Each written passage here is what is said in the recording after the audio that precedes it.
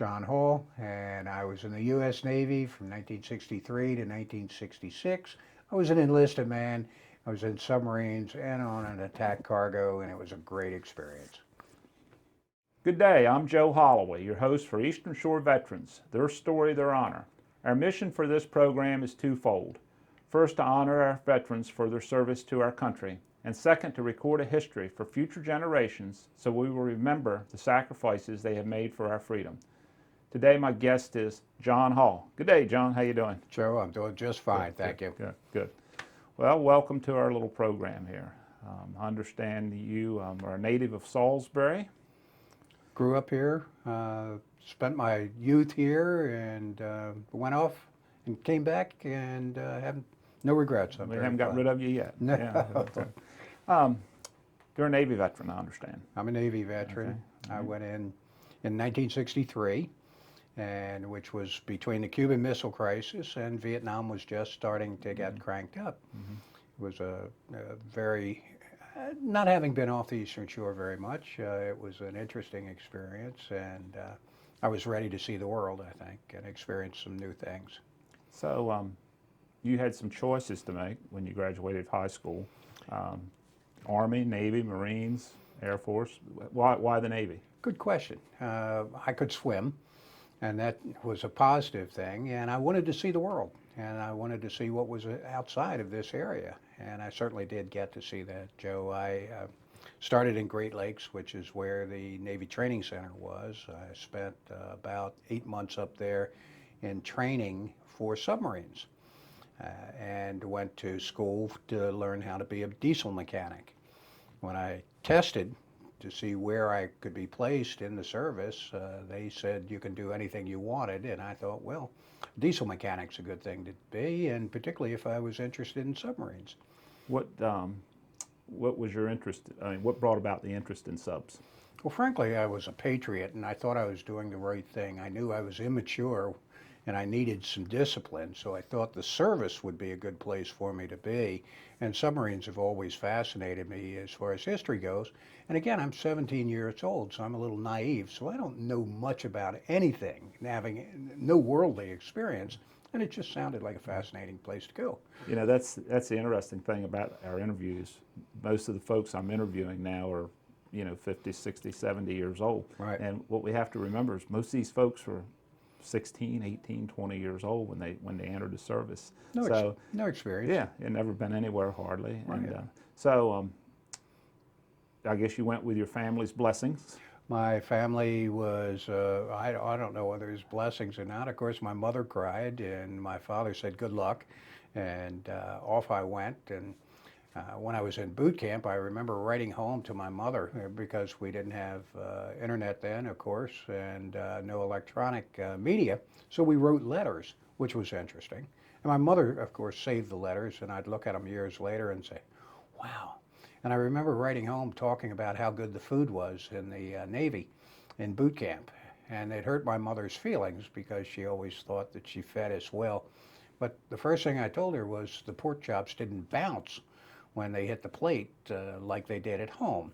They weren't overcooked and they weren't hard, and that she thought that was insensitive of me.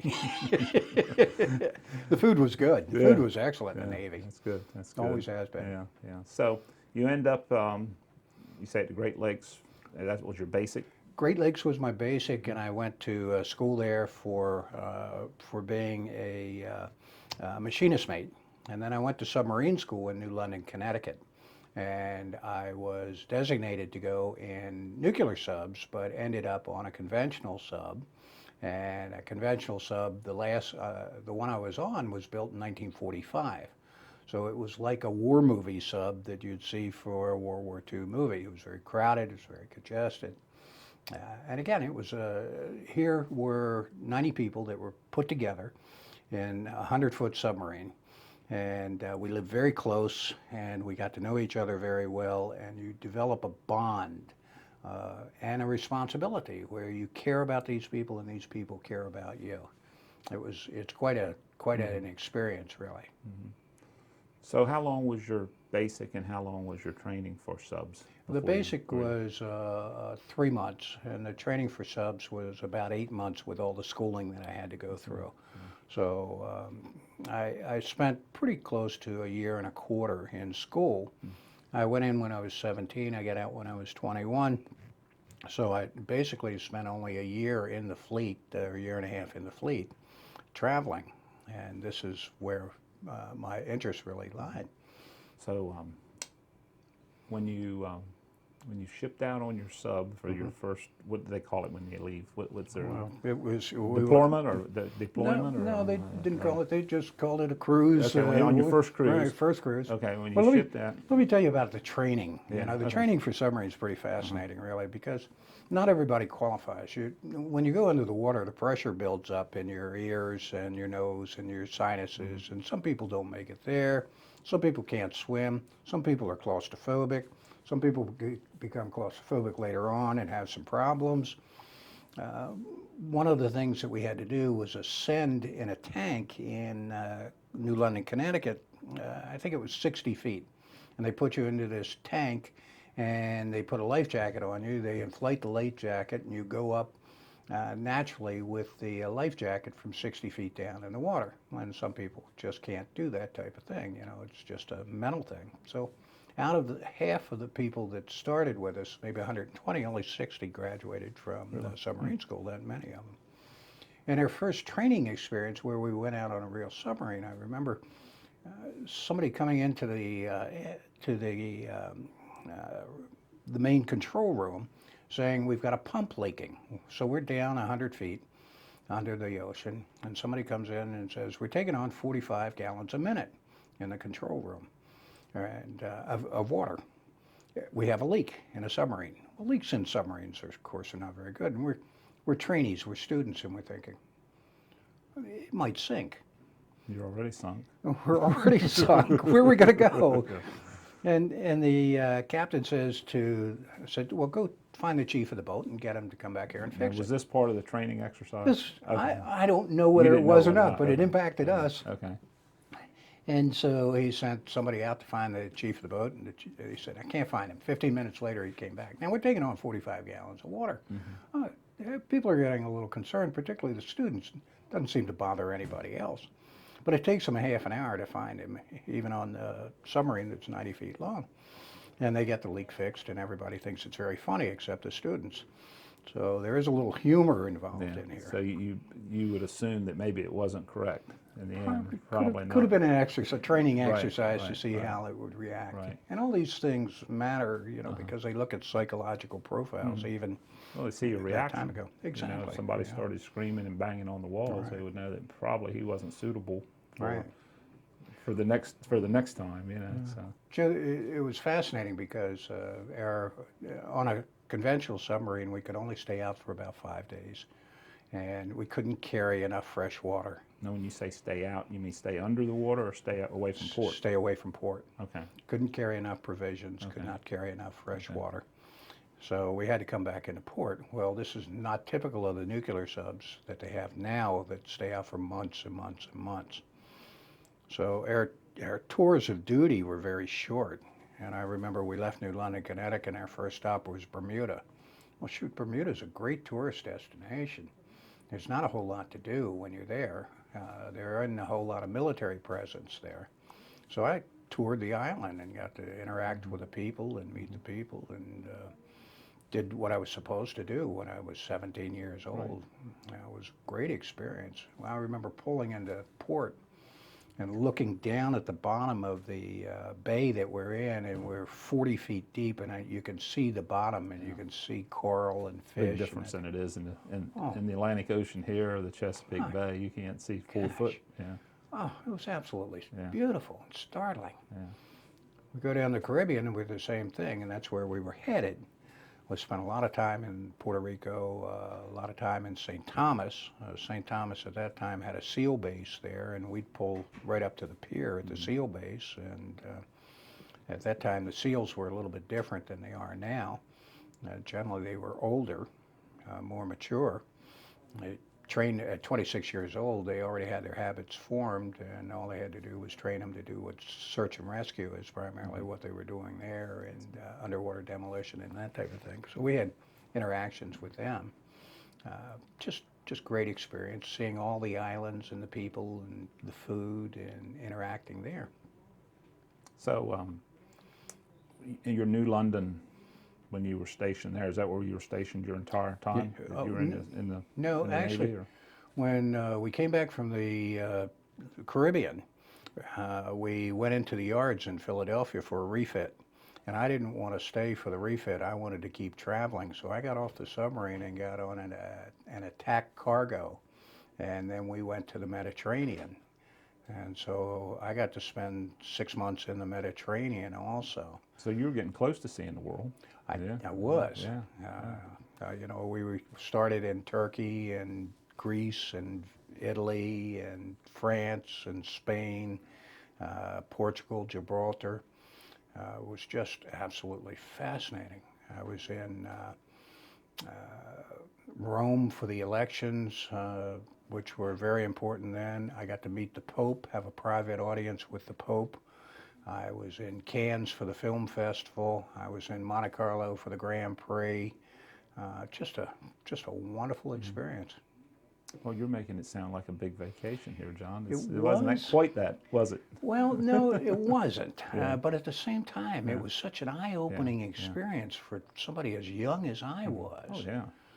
That, and I think I had full advantage, took full advantage of everything that was offered. Yeah.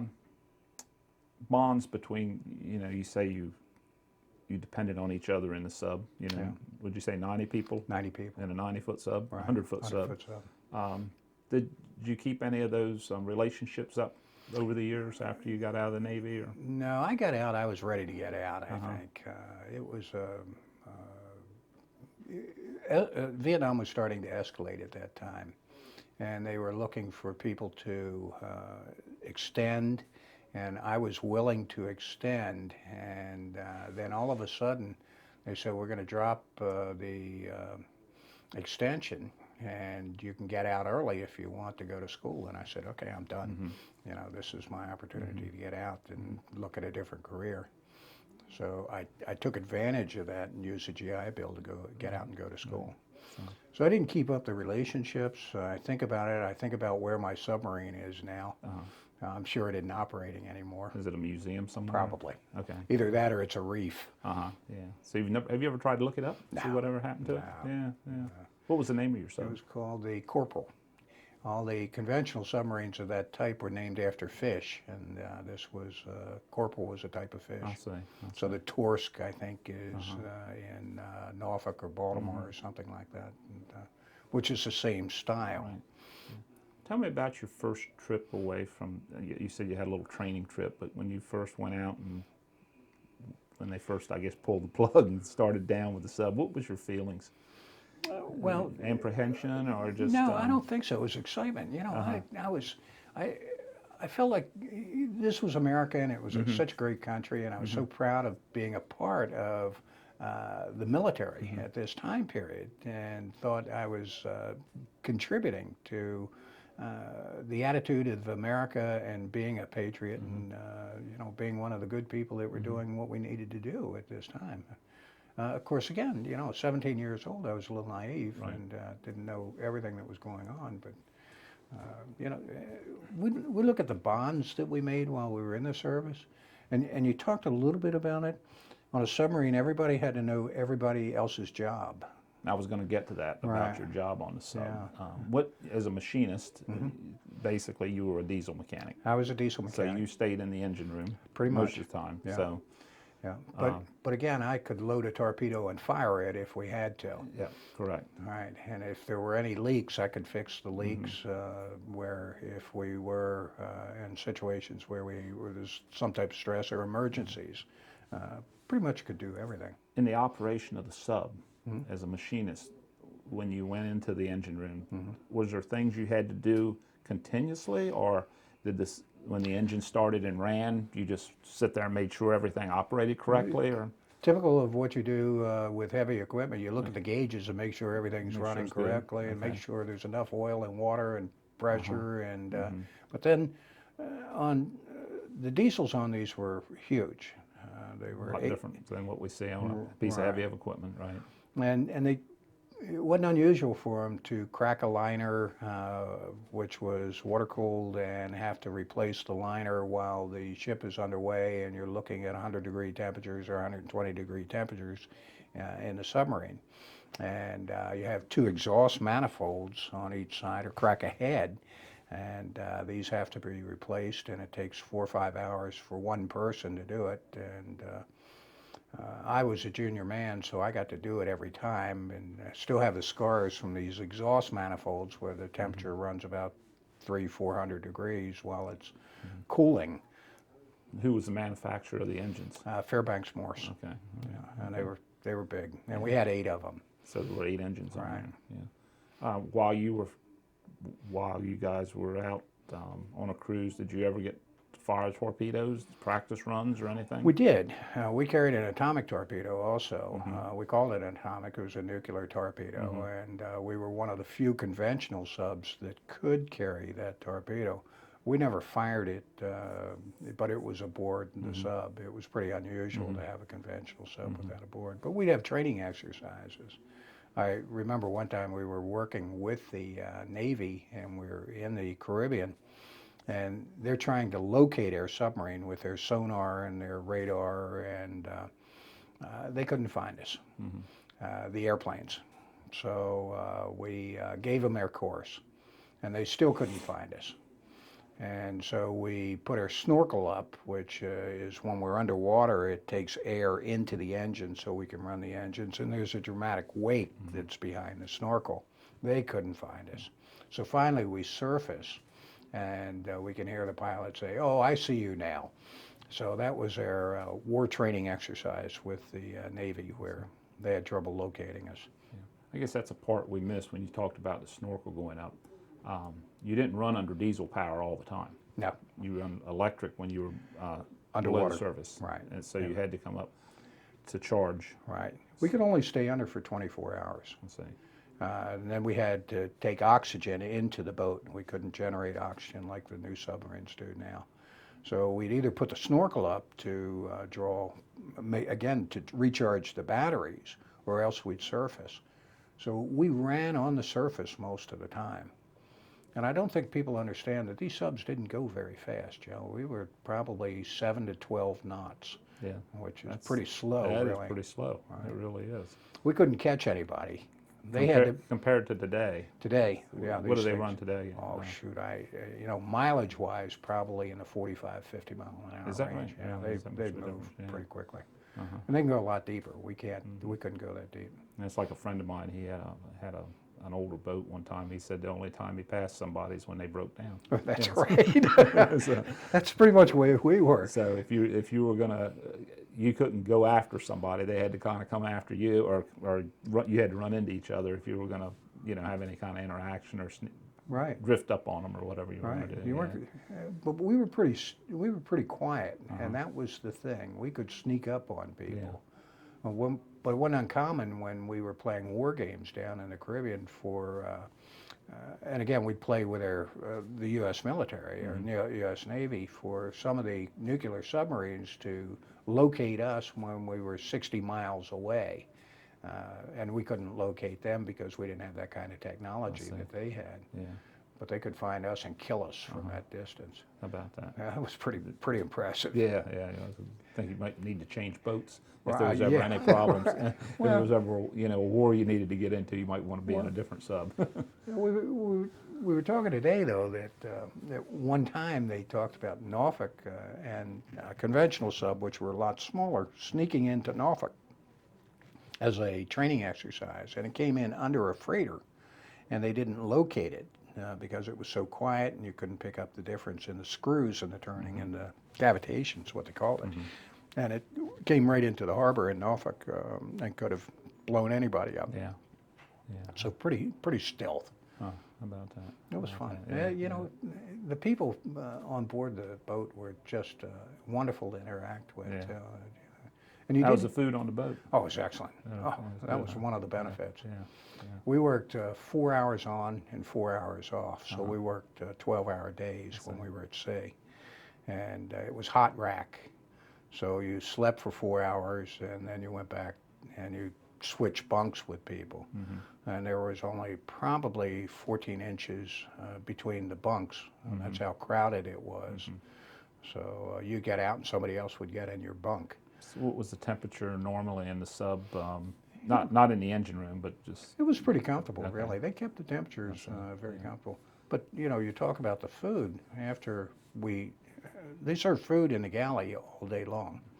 So you get off shift and you go in the galley, and the cook says, "What kind of steak would you like?" And we had meat, steak usually every meal if we wanted, and eggs till the eggs ran out, and then we did powdered eggs, of course, which everybody did. Right. Powdered milk. Uh-huh. But the food was excellent.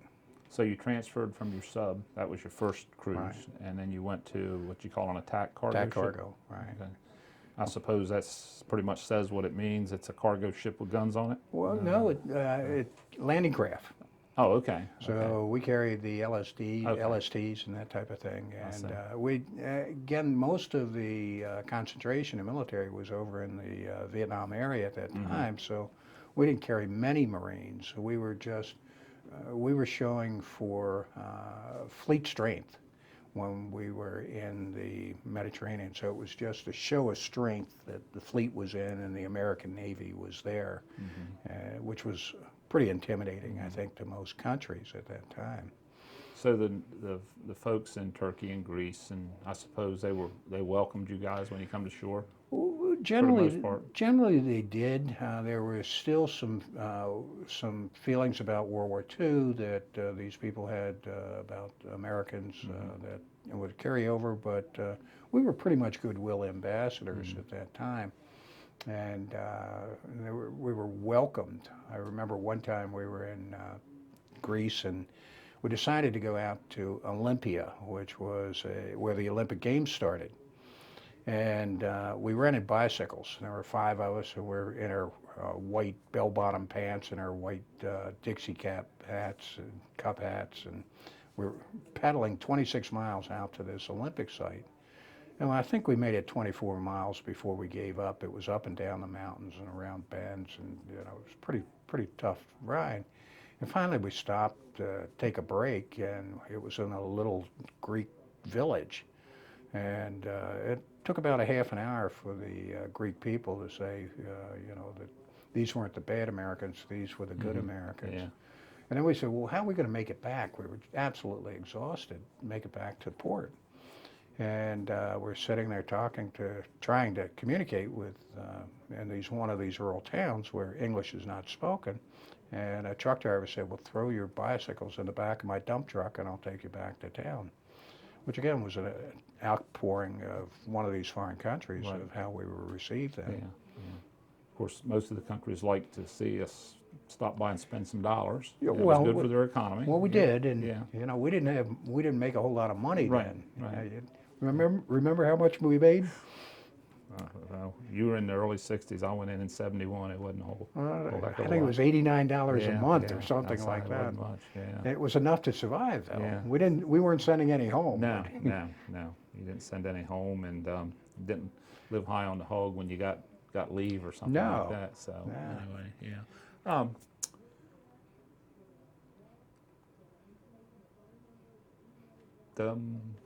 Yeah. Break here. I'm drinking. What else? No, that's fine. Tom, you got any questions?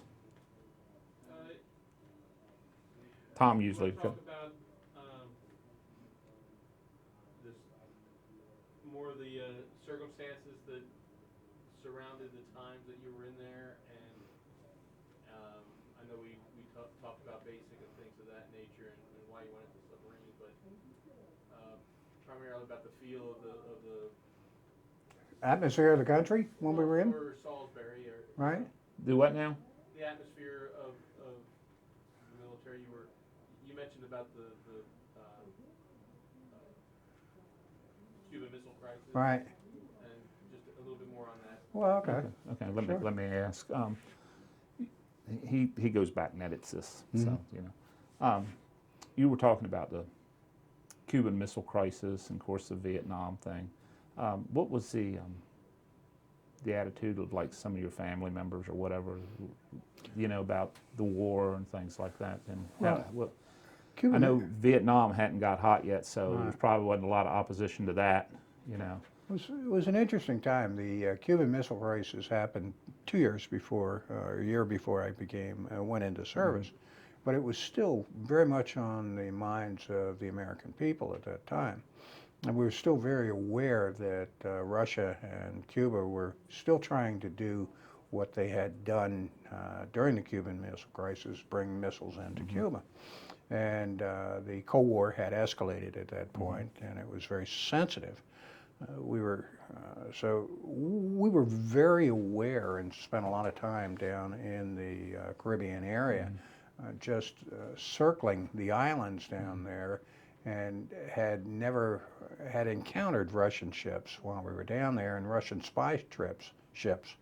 It was interesting. We were in Puerto Rico one time in Ponce, which is on the other side of the island. We had an open house on board our submarine, and the first people on it were the Russians, who had pulled up right behind us. Puerto Rico had an open policy at that time. So we had to take the Russians on a tour of their submarine. Russian sailors? Russian sailors, Really? right, yeah. And they were from a Russian trawler, which was actually a Russian spy ship. Right. And we all knew that it was. There wasn't any question about it. And they didn't take any pictures that we knew of, but we did welcome aboard their submarine and showed them everything. And again, I'm 18 years old and didn't know a whole lot about spies and things like that. So it was, and had no interaction at all with Russians, and they spoke English for the most part, and I told them everything I knew, which wasn't much, fortunately, so I didn't share any secrets. Did you get to tour the trawler? No, I didn't think no. so. but I did get to go to Guantanamo, which, of course, is still an issue. But at that time, Guantanamo was a U.S. military base, and that's on Cuba. That's correct. And it was used primarily as a military base and a prison for U.S. Military personnel. And it was fascinating because I got to see a little bit of Cuba while I was there and realized that it's not that much different than many of the other places in the world that we go to. Right. Where were you when Kennedy got assassinated? I was in boot camp when that happened. What was the feelings when that happened? I mean, was there a lot of tension when that happened? Okay, very quiet. Yeah. It was very quiet. It was a very private moment. I remember we were called into the lounge room when it happened, and there were probably 40 or 50 of us in my group, squadron, or whatever it was called at that time, and I don't remember anybody saying anything for quite a long period of time. It was just so startling. And immediately there was some tension that we realized that things might escalate, particularly That's what I was in the getting military at, yeah. portion. Yeah. So, but It's kind of like the whole country went on alert probably they did. for a few days. Yeah. I'm a little younger than you are. I was still in school, so Right. I remember how in school things were just, there was Just- people crying, Yeah, people saying prayers, when we heard it that day, and it was Well, something I hope we never have to experience again. again, we're all patriots, so Yeah, at yeah. that time, we were all very passionate about being in the service and wanted to retaliate against somebody. It didn't matter who Yeah. we retaliated Yeah. against. Yeah. So. Tough time. Yeah, that was a tough time. So, some point in time, you decided to come home. Get Yes. out. Yeah, and it's interesting because I came home. I thought I wanted to go to school. One of the reasons I went in was I was immature, and it was a growing up experience for me, and it was certainly a learning experience when I was in. But when I became 21, I realized that this wasn't going to be my career path, the service. What I took away from it was tremendous. I had learned how other people act and learned how to interact with other people, and had grown up basically. So I came out and I went to school. I went to school at Wallops Island, and they had a branch of University of Virginia down there. And Because I was the oldest student down there, they made me head dorm counselor at 21, and I had the GI Bill. And when I finished school, I went to College Park, and I said, well, what do I want to do now?